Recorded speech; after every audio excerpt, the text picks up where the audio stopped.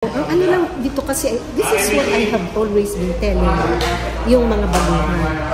Take this seriously kasi this is a career, this is a job.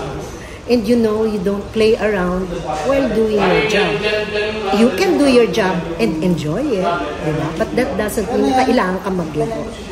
So, kasi kapag ka ganon, tumatagal ang career ng isang tao kapag ka mahal niya yung trabaho niya.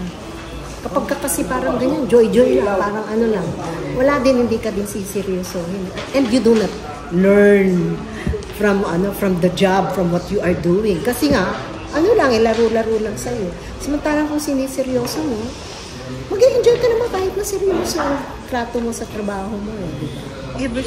Ever since, kahit na nung doon sa kabila, I've worked with newbies. If I get to be closer to them, I always tell them, one, learn how to greet the people you work with. Know your seniors, and ano ba yung sinasabi ko? Enjoy, but respect. Know your seniors, kasi iba hindi nila kilala yung, kasi hindi nila nakakatrabaho ng matagal or first time nila makakatrabaho.